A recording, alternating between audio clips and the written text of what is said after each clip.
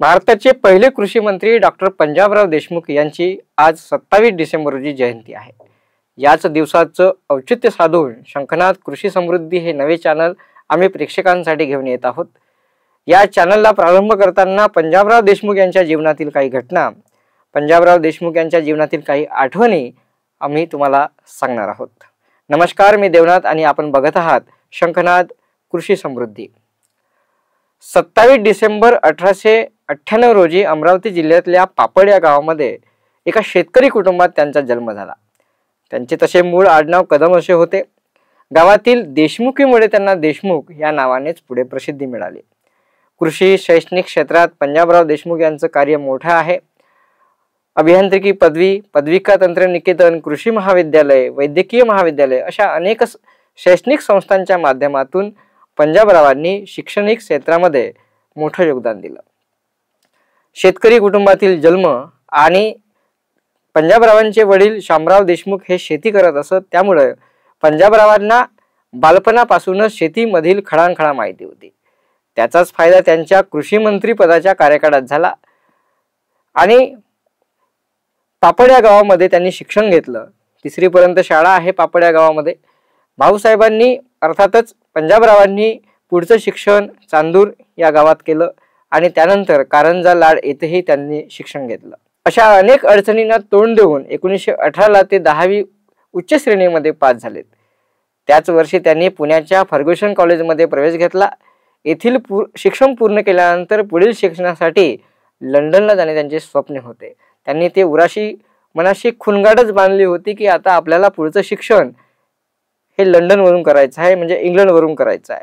त्यासाठी त्यांनी इंग्रजीतून भाषण लेखन करण्यासाठी अभ्यास केला आणि परदेशात शिक्षण घेण्यासाठी त्यांना पैशाची देखील गरज होती। अशा वेळी पंजाबरावांचे वडील शामरावजी यांनी त्यांची संपूर्ण शेती गहाण ठेवली आणि पंजाबरावांच्या शिक्षणासाठी पैसा उभा केला होता।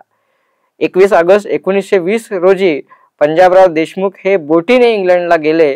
अत्यंत खडतर जीवन जगत असताना पंजाबरावांनी अभ्यास करून परदेशामध्ये उच्च शिक्षण पूर्ण केलं आणि त्यानंतर 1926 मध्ये ते भारतात परत आले।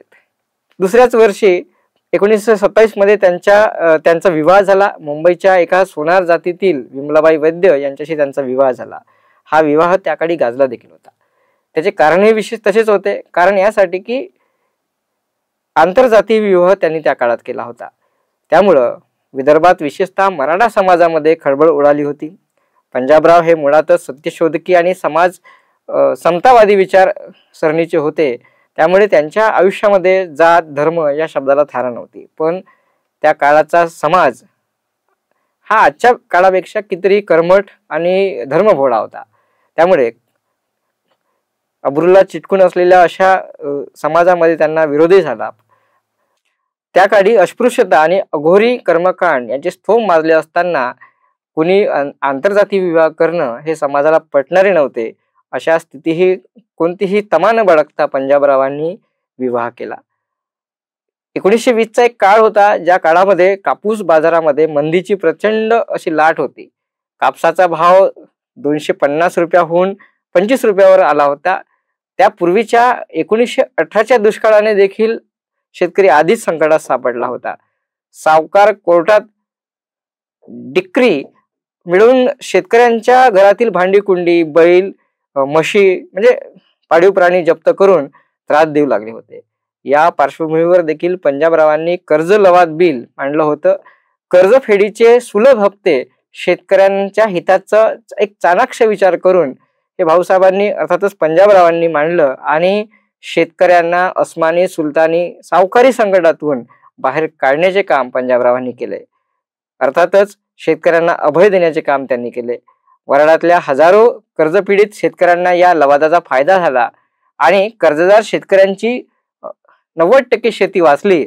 परतफेड केलेले कर्ज वजा करून उरलेल्या रकमेचे वार्षिक हप्ते पाडण्यात आले होते। त्यामुळं सावकारी कर्जात सापडलेल्या अशा शेतकऱ्यांना शेती देखील परत मिळाल्यात।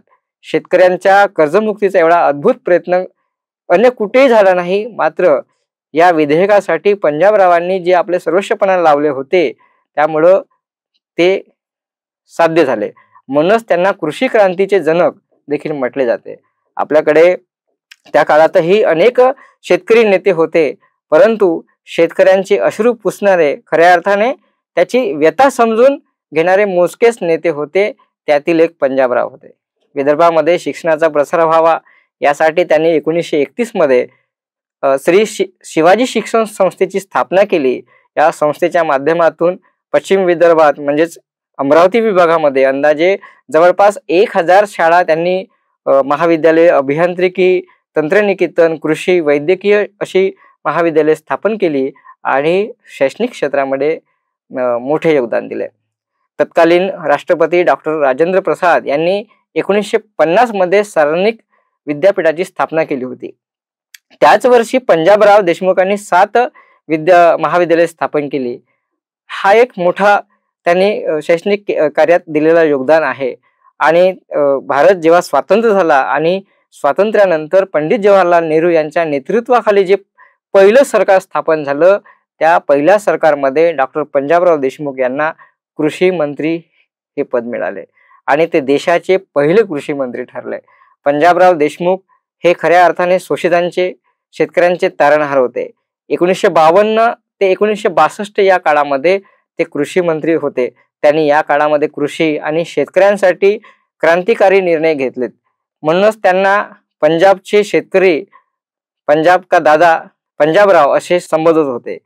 1955 मध्ये भारत कृषक समाजाची स्थापना झाली आणि डॉक्टर राजेंद्र प्रसाद, पंडित जवाहरलाल नेहरू आणि इतरांनी मिळून 1959 मध्ये दिल्लीत जागतिक कृषी प्रदर्शन भरवले होते.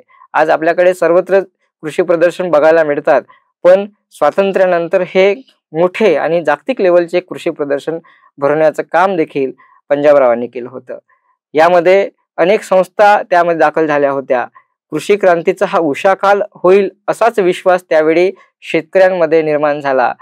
म्हणूनच त्यांना खऱ्या अर्थाने कृषी क्रांतीची मुहूर्तमळ रोवणारे जनक देखील संबोधण्यात येतं. एकंदरीत काय तर डॉक्टर पंजाबरावांनी या प्रदर्शनाच्या माध्यमातून भारतीय शेतकऱ्याला जागतिक दर्जा मिळवून देण्याचे काम केलेले आहे. जगामध्ये मानाचे स्थान प्राप्त करून दिले. माझा शेतकरी, माझा शेतमजूर हा भारताचा राजा झाला पाहिजे असे भाऊसाहेबांचे स्वप्न होते. 1965 मध्ये दिल्ली येथे पंजाबरावांचे हृदयविकाराने निधन झाले आणि त्यांच्या स्मरणार्थ तत्कालीन सरकारने अकोला इथं डॉक्टर पंजाबराव कृषी विद्यापीठाची स्थापना केली आणि आज या विद्यापीठाच्या माध्यमातून शेती आणि शेतकऱ्यांच्या विकासासाठी प्रयत्न सुरू आहेत.